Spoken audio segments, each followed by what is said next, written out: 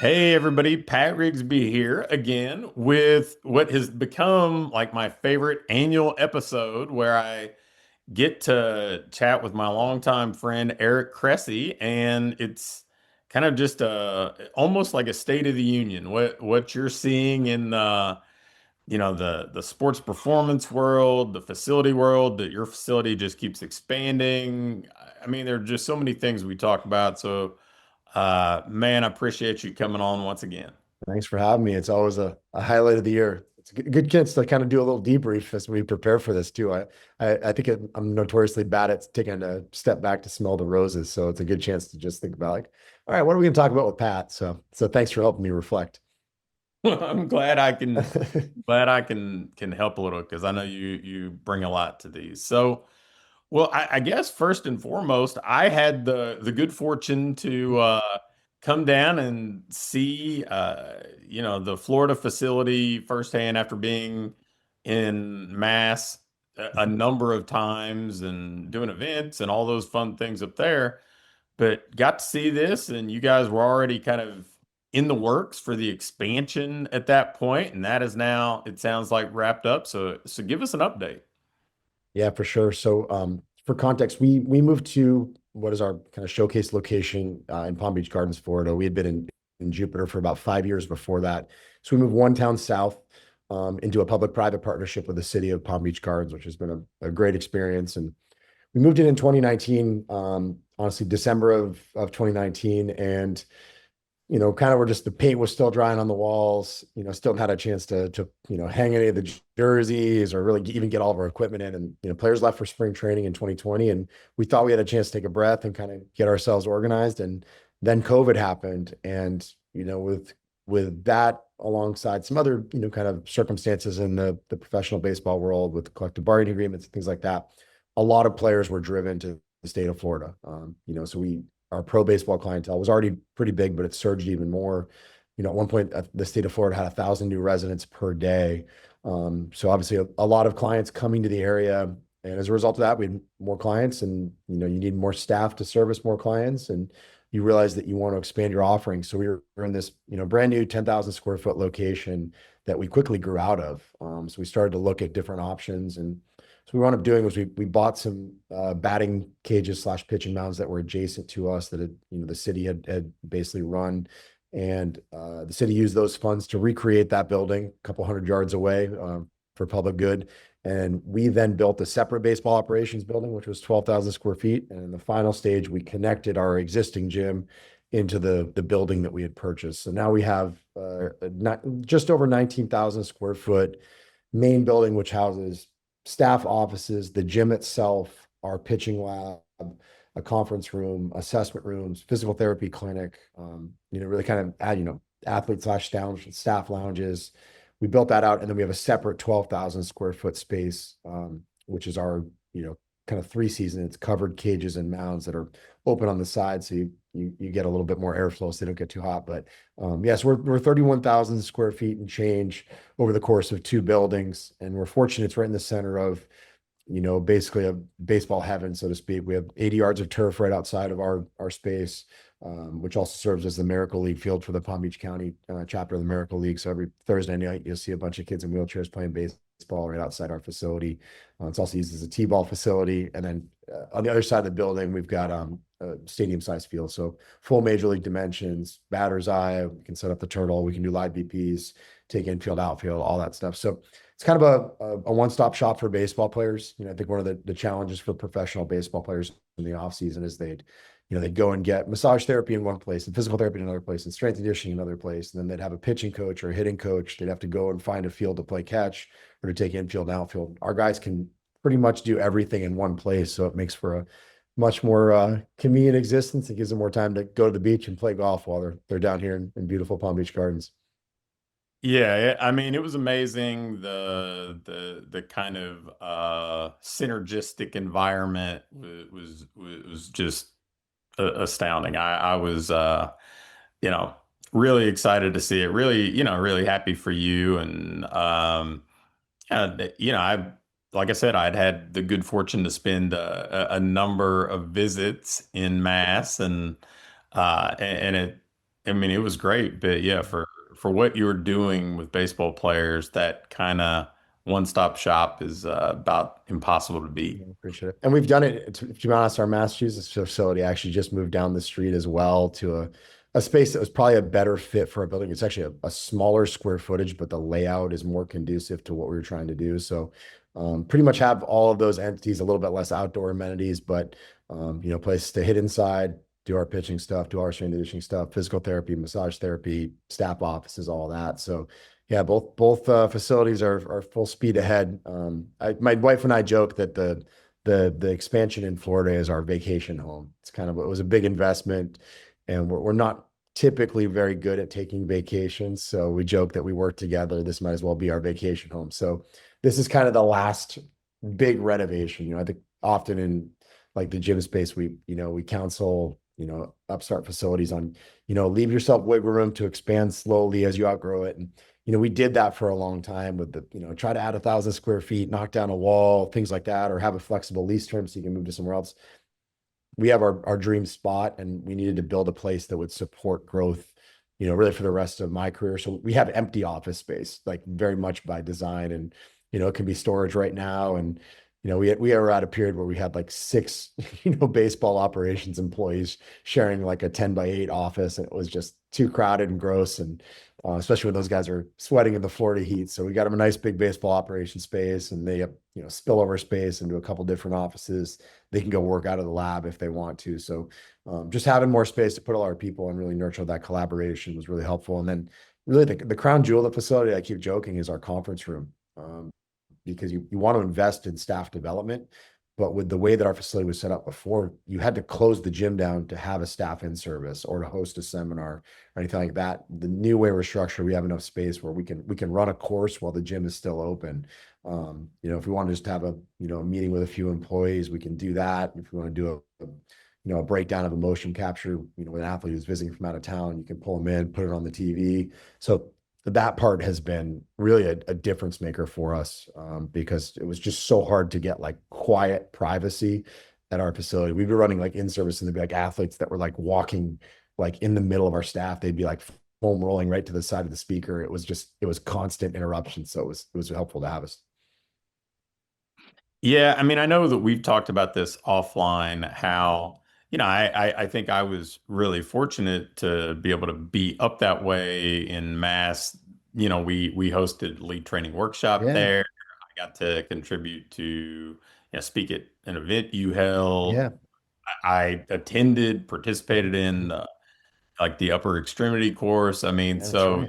that was a big part of, the environment for the original location. So, who knows? I mean, you've got enough on your plate. I Yeah. won't try to pin you down and say, hey, when are you doing more events here We're in the not bringing so. them back. We've already talked. The baseball mentorship is returning. I don't think we've done one since 2019. Life just got busy, and people started traveling less for seminars and stuff, but that was always some really fun stuff. So we're actually building out a curriculum for kind of like a phase 3, for people who have attended the other ones. And we'll bring back the upper extremity, lower extremity ones we've done in the past too. Nice. Well, that's exciting. I'll look forward to participating again. So, um, I mean, I think that this is almost kind of a microcosm of just some of what I've seen with the performance world and how it's evolved. Just the way that I don't think too many people obviously been able to do it at the scope that you've done, bringing things in house, and certainly not at the skill level. But I do think that, when I first got involved, I mean, I ran a baseball facility in 2002. So it, at one point there was this kind of division of labor in the whole world there, where it was just, hey, we've got hitting and pitching, or we've got strength and conditioning, and the two should never meet. Yeah. And even not so long ago, with our mutual friend and your employee Kevin, at his Mhm. facility, he was had a wonderful reputation in, this kind of part of the world, that, for training baseball players, but there really wasn't a skill component in his facility. I remember being up there and the pro guys would have to go to this place or that place to go do skill stuff. And now, um, we're seeing more and more of this kind of hybrid or blended environment that, I think that you've kind of been the first domino in kind of setting in motion in the industry. Yeah, I appreciate you saying that. I think at the end of the day, we always just tried to figure out what we could do to deliver a better athlete experience. And, it's funny, when we first talked about opening in Florida, the original plan was to be very boutique. My plan was to have my 7 or 8 big league guys run it October through February, and then, basically close the doors when they went in season and be waiting when they came back.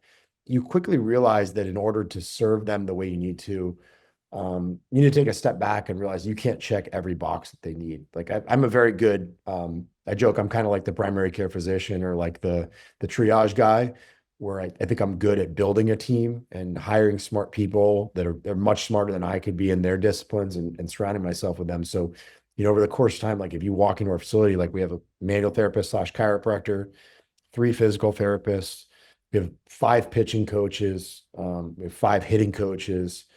One of those pitching coaches really is a full-time analyst, really manages our lab and oversees a ton of data. And then obviously we have our strength and conditioning staff, our, administrative staff as well. Like if you want to deliver these offerings, you kind of have to have something across the board, for these folks. And in the process of trying to deliver a really good, outcome and having smart people around you, the results get better, which grows your business because guys have good results. They speak about their experiences.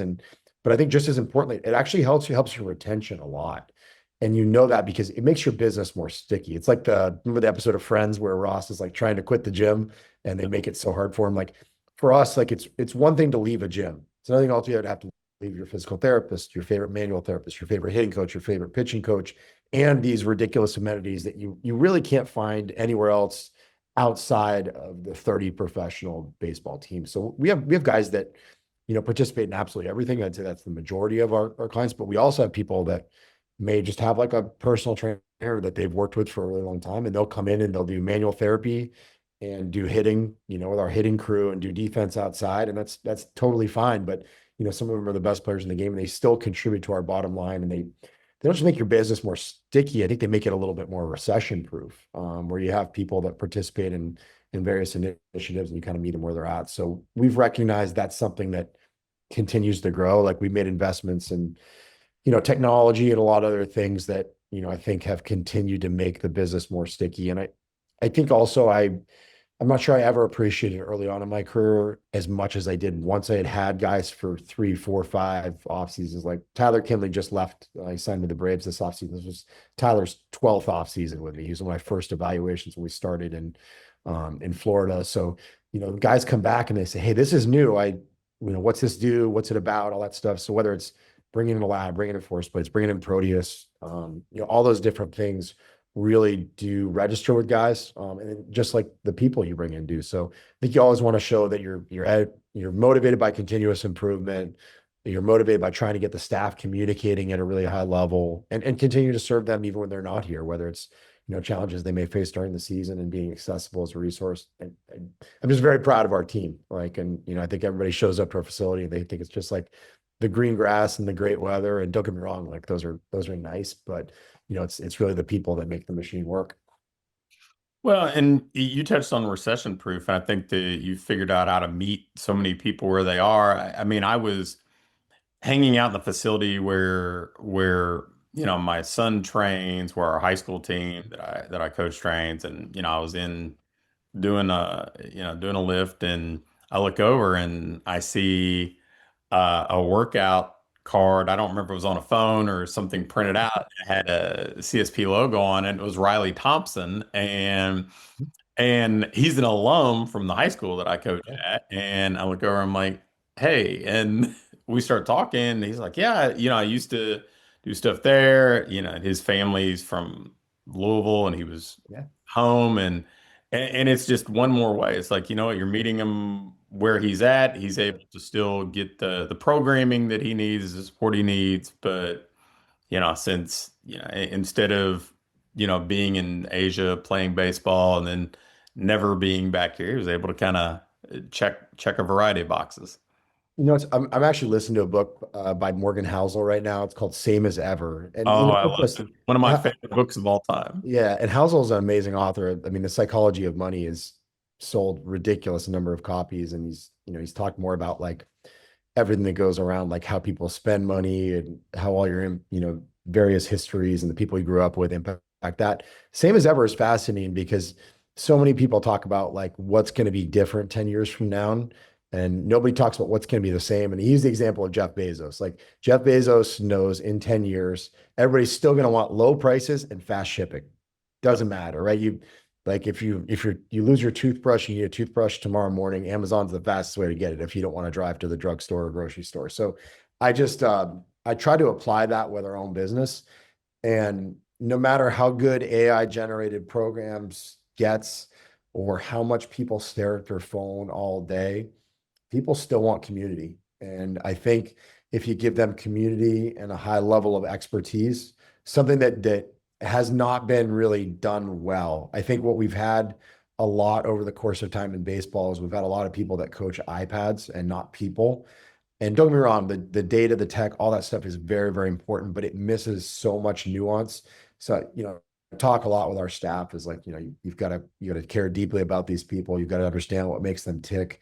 And we've got to really create a welcoming environment where they get more out of themselves than they would if they were training on their own, just staring at a phone. And it's honestly why, in spite of all the technological advances, we're still pen and paper workouts. Like we print stuff from Microsoft Excel. And I think it keeps guys much more engaged. I love seeing like a program that's 3 weeks old, just like gross with sweat. And it's got that weird like yellow texture to it. Um, I think that goes a really, really long way. In some ways, I think it's helpful to stubbornly resist technology. I think other ways it can make us great, but that's something that I think will sustain in our business in the months and years ahead. Yeah, I could do a whole separate episode on Morgan Housel books, and specifically, Yeah, even though, Psychology of Money is certainly the most yeah, popular of the bunch, just it very much aligns with the way my brain works, the whole same. yeah. So You could probably do a course just on all the things you've seen from gym owners that line up perfectly with a chapter in those books. It's fascinating how people manage themselves financially. It's very emotional and not necessarily rational. yeah. So I want to, there's so many things that we talk about with this, but before we kind of move into maybe another lane, I've spent a lot of time in baseball facilities, obviously, over the last 25 plus years in various capacities, but I also, I coach some guys that have facilities. Obviously want to see those guys do well. Not everybody's going to have the ability to have the environment that you have. They're definitely more local, kind of that local hub. What are a few suggestions you might be able to give that type of owner? I think the first thing I would always say is design a business that will work 3 to 5 years from now. In other words, create a business with systems in mind so that when your business does get busier, that you're not going to have to backtrack and re-educate all your staff. Like we see it a lot, right? They have guy has 20 different clients and 20 different price points, right? He's discounting for some people. He's got a nephew that's training with him at a certain rate, and it's just administratively nightmarish. So I always tell people try to create systems, even if you don't feel like you need them.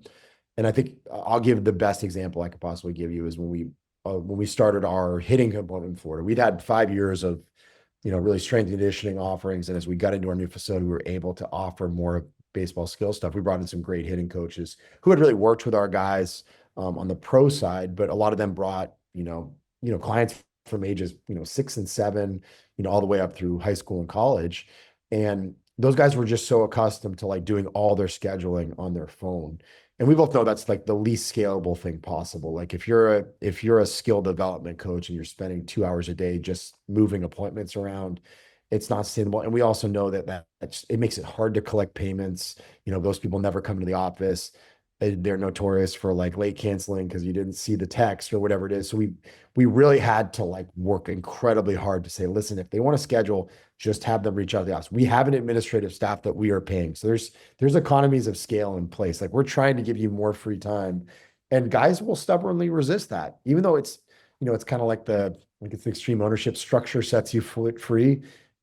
You have to be willing to give that. So like on our end, yeah, our hitting has grown by leaps and bounds. We deliver an awesome product, and we've taken a large administrative load off of them. And it's also made our offering better because in many cases, those people that are coming in to hit, they want to strength train afterwards. They want to do massage therapy afterwards, or they get a physical therapy session. And that whole like scheduling game of Jenga is something that our office can manage way more versus like our hitting coach is just changing something on the fly and messing up three other people's schedule. So same thing happens with pitching. Just having everything integrated is so valuable from the get-go because you develop a system that's going to work when your business is, doing, 6 to 8 times the revenue you are doing now. So one other question, and I know you obviously have a different way of navigating this professionally, but there's a pretty substantial seasonality to Yeah. guys in the baseball world now. That also kind of coincides with, a different role or the way that you do stuff with the Yeah. Yankees, whatever else. But any recommendations on that? Yeah, for sure. No doubt about it. Seasonality is a really big thing. My experience has been that there are perks and drawbacks to it, right? So as an example, Massachusetts is extremely seasonal, right? Like the third Monday in March rolls around and we're heavy high school in Massachusetts. So, late March all the way up, through late May is going to be quiet in Massachusetts. We know to plan for it. But those guys get way more high school revenue because they'll basically run high school from the time, if a kid doesn't play fall and winter sports, like from the time, fall ball wraps up and maybe early October all the way to the third Monday in March. Massachusetts, we don't get that. Or sorry, I mean, in Florida, we don't get that. Florida high school baseball basically never stops. They're full go in early January. Kids might have the month of December to really prioritize it. It's an incredibly broken model. So seasonality is a big thing. There are a few things that I would say can offset that. The first thing is having a sports medicine component. I hate to say it, but kids are always getting hurt, and you always get a deluge of sports medicine referrals the first 2 weeks of tryouts for the kids that didn't train with you and didn't take care of themselves, ramped up too fast. So, our manual therapist, our physical therapist, they're very busy still, when the season is, ongoing. I think the second thing is skill development does help with that. Not so much with pitching. Hitting coaches will generally continue to do pretty well in season. A lot of times you have a kid who goes to a high school practice, he gets 10 swings in practice and he didn't get enough reps in. So he wants to come hit for a half an hour on his way home. So our hitting coaches actually do a pretty solid business really between like 5 and 9 p.m. on weekdays during the season. And we tend to be pretty busy on weekends as well when kids can get in there. So that goes a long way for us. And then I think last but not least, like you offset seasonality by building relationships and emphasizing the importance of in-season training. Like it's something that's whether they're doing it with you or elsewhere, they need to do it. So we try to be flexible with scheduling. We're open on Sundays to help our high school athletes get in. But there's a million other ways that you can do it. Obviously, developing more general population folks and all that instead of just heavily relying on a baseball clientele.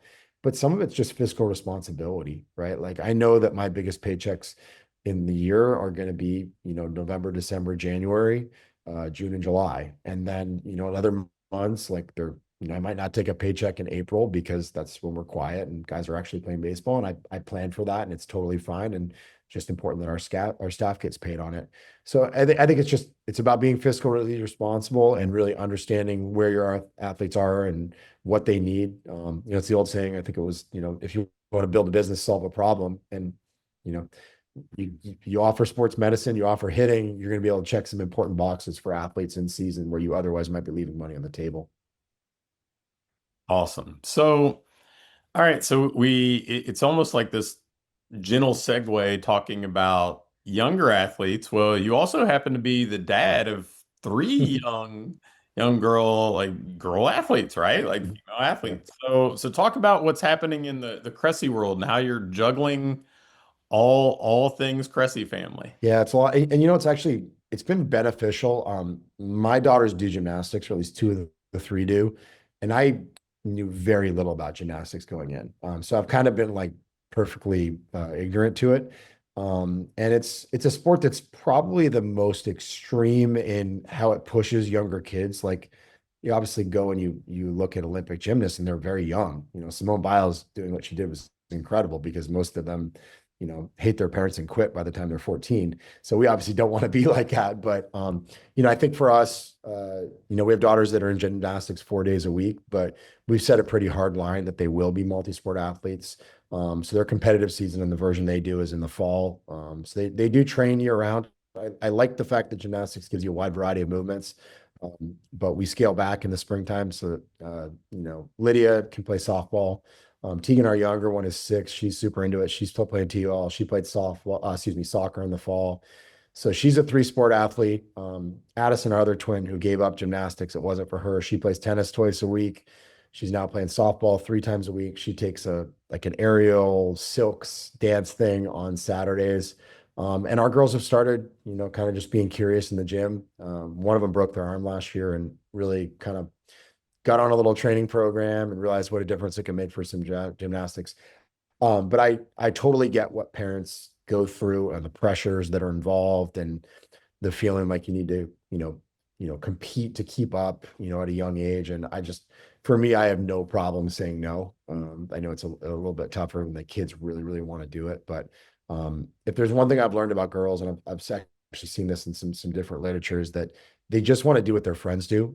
I think boys are, you know, you obviously have sons, like I assume Alex just wants to play baseball all day, every day. It doesn't matter. And it doesn't matter if it's playing catch with you, playing catch with his buddy, or just throwing a ball against the wall. Girls only want to do what their friends do. So the first question is, well, who's coming? You know, you want to go to work out? Who's coming? So for us, like we've really tried to nurture a good friend group of, you know, not just athletes, but good kids like that we want our daughters to spend some time around. And we're very fortunate. Our closest family friends, Steve Cishek is one of our retired athletes. They live in our neighborhood, and our 3 girls are basically bookended. So we'll take Disney trips and vacation trips, and you know they're a big softball family as well. So it kind of works well to get everybody going in the same direction. But you know, realized a lot that the girls they want to be part of a herd. There's kind of a pack mentality with it that served us really well. Yeah, I think there's some understanding and empathy that comes with being a parent going Mhm. through this because I mean it's a really interesting landscape. There's a lot of Yeah. juggling that goes on. The fact that you're not the one who makes the practice schedules and the game schedules, and so you have to kind of be reactive. And you know, it's also in an environment where, I mean, you know, my son Alex got his driving permit the other day, Yes. which it's crazy. Um, but it's, you know, I mean, you have their transportation dependent to get them to Mhm. and from all these things. And so, Yeah. yeah, I think that being a parent of some of this gives you a little bit of empathy in the professional sense of, man, Yeah. I mean, this is I'm crazy. My wife and I joke that we are more Uber drivers than we are parents after school these days. It's, you know, we're fortunate we have a nanny who's great. She helps out with a lot of it, but for us to both, you know, really work full time and, you know, manage just the afternoon chaos, people going from, and some days it's, you know, 2 things on top of each other. And, you know, softball practice is going to be Tuesday nights, 6:30 to 8, and then a game either Friday night or Saturday morning. Like I'm pretty leery of like late bedtimes too. Like I think the research is pretty compelling on kids getting to bed at a reasonable hour, and you know they're pushing school back a little bit in many places, which I think is a noble initiative as well. So that's something that I've been, you know, just very, very mindful of. It's like, holy cow, like we haven't had a sit down family dinner all week. We've been like racing, or you know, I'll eat with Addison while Anna's bringing Tegan and Lydia home from gymnastics. So it's like, you know, we're just kind of divide and conquer, and it's probably not great, but big picture, you know, I'm very aware of my athletic you know, past. You know, like I would have been a fantastically mediocre Division II athlete, even with the best training possible.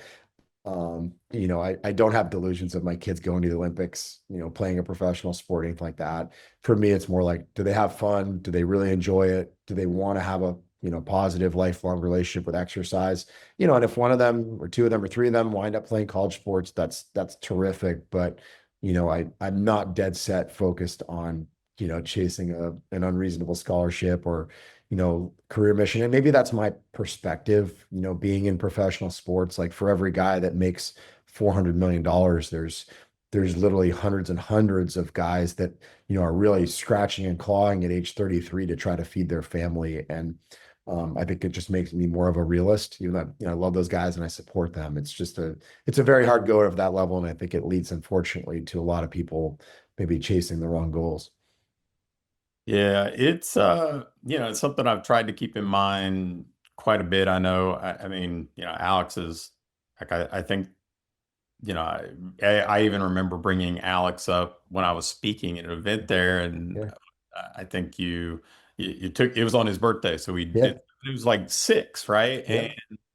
And I've watched him navigate that, and it's like, look, I hope it goes great for him. He's a skilled enough kid, but I'm also 5'9". Same. I'm 5'5". Odds are he's not going to be a 6'5" left-handed pitcher. Um, but yeah, it's and I can relate to your kind of never-ending Uber driving. That I mean, I texted you saying, "Hey, 6:45 or 7:45," because Alex was lifting. I was like, "Well, I got to drop him off before or after." Oh, all right. So you touched on the professional baseball stuff. So what's new in the Yankees world of professional baseball as it relates to Eric Cressey? Yeah, I think the goal is obviously to find continuous improvement. I mean, that's the name of the game really in every aspect of life. And we're fortunate to be an organization that provides us with a lot of great resources and a lot of great people, to collaborate with. So it's always about trying to turn over new rocks to find, higher levels of performance. And again, as I go into all of the nitty-gritty details on some of the cool things we're rolling out, but I think it's always exciting to see how a culture can shift over the course of time when you get a lot of people who are all rowing in the right direction, and they fill each other out in the first year or two, and then the collaboration really is just off the charts, with our own departments and obviously across departments as well. So it's been a very rewarding experience. I've often joked like when you run your own business, you kind of wonder if you're actually employable. You're always kind of tasked with being the person who makes the final decision on things. And um, you come to a large organization like this, and you have to obviously work as part of a team. And for me, it's been great. I kind of embrace the opportunity to be the dumbest guy in the room and really try to learn. And this has been a place where I've been really, really blessed to do that. So it's 7 years in, I'm still loving it. So that's the best way I can probably describe it. Well, I mean, it's incredibly fun to watch. Obviously, I mean, I knew you long before this. I mean, I remember Matt Blake when he was a high Yeah. school pitching coach Yeah. working in your facility, and now, Kevin Hollaball is involved. So, I mean, Yeah. it's been fun watching that. And I've been paying attention, but I've also been curious, like, have there been any well, I'm sure there have been plenty of takeaways from your Yankees experience that have helped you at CSP. Yeah, for sure. I think, one thing I'll say for sure is I think our organization does a really, really good job of I don't want to say protecting the brand, but nurturing the brand. Like it's, one of the most recognized, franchises in the sports world, if not the most recognized. And I think when we look in the private sector, fitness facilities, they often fly by the seat of their pants.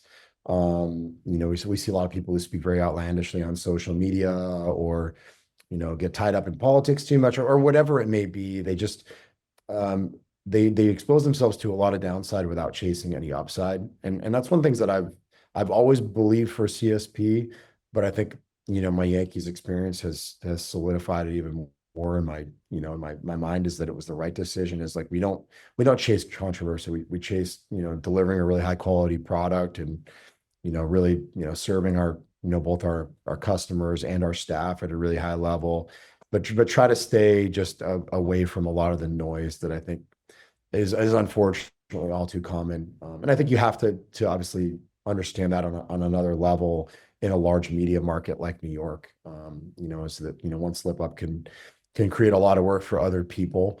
And so I think I've definitely taken a lot from that. I think, unfortunately in the fitness world, we see a lot of people who are kind of like controversy seekers, or kind of renegades that, just want to, get a couple quick clicks and not necessarily realize what the long-term ramifications are. And, we just tried to be professional, at CSP, even when other people aren't within the industry. And I really think it served us well. And in fact, I know it has, because people have told us that that was something that, agents appreciated, players appreciated.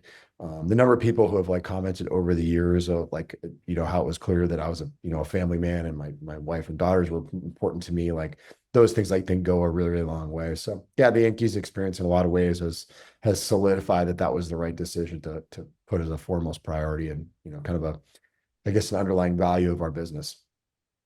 Man, I think that's such a awesome takeaway. I know I've mentioned it in just conversations with friends, baseball guys, kind of like CSP was kind of like a Yankees like brand in that it's this. I mean, you're substantially younger than me, but a little bit of a timeless brand that's been around and stands for something and has, a reputation. And I know we've talked about this before in previous annual episodes. I mean, the way that you approach social media, the way that whether it's, just the typical social media stuff, the back when I think Twitter, the entire baseball world was just one continual argument, Yeah. or the way that you've approached podcasting or email or just content in general. It's like, okay, delivering something valuable to the market that is just always a positive reflection of the brand. And so, uh, it's fun to see you reflect on it now, talking about it, because I think we've talked about the tactical approach to it, maybe without talking about this kind of umbrella mentality. Yeah, it's funny. We've been talking business for probably coming up on 20 years now, right? Like we started CSP in 2007, and I'm pretty sure that I was familiar with Pat Rigsby before that even came about. But think about how many guys were really like industry notables, people who are household names who now you don't hear anything about. They've had midlife crises, they've had, messy divorces, and they've left this, history of shattered relationships in their wake everywhere they've gone. It's actually, and maybe I'm just particularly like in tune with it. It seems to be really, really common in the strength and conditioning field. Like I can't speak to necessarily how it is in sports medicine or, in the baseball skill world or anything like that, but it does seem to be really, really common in strength and conditioning. I think there are a lot of, maybe there are just some massive egos that lend themselves to a physique driven industry like this. A lot of high testosterone males that maybe just needed to find a competitive outlet after their athletics career ended. But I do see a lot of people that were, very much household names who really aren't still kicking around just because they made bad decisions. They picked fights with everybody. And I think we both know, like, if you look at the research, like, people who, do gratitude journals and don't go negative with their thoughts. I mean, even just not exposing yourself to the news on TV, improves your likelihood of having a good day. So like, I just can't imagine using the platforms that I have to rant and rave about everything that's wrong in the world. Like people can get so much of that elsewhere. I would much rather, if I'm going to do a pinch hit Friday and, talk for 9 minutes, like deliver some value, and hopefully it takes somebody's hamstrings pain away, or it gives them a more productive hitting session with their son, or something to that effect. So like, I always come back to like, there's enough negativity in the world, and I'd rather be, maybe a little bit of a glimmer of hope in somebody's day if they open an email or listen to a podcast. Yeah, I mean, I know before we started recording, I had mentioned that I had shared just a particular episode of the podcast. It was, my son Alex's back injury. You did an episode that spoke very much to that specific type of injury. So, people come to me asking, well, hey, Alex had this. What can you tell me about it? I'm like, Eric can tell you a whole lot more than so. Thanks for spreading the good word. Yeah, so it's like, how many times does that sort of thing happen with so many more? I would say there are so many more episodes that you do that have a more broad reaching topic that it just gets passed around and adds value to people's lives, to their careers. So, I mean, I just I love hearing you talk about seeing it through that lens, the Yankees lens, and the protection of the brand. So that's awesome. Yeah, I think the more I've been at this, the more like we had one of the New York Giants strength and conditioning coaches come down to shadow us at the facility.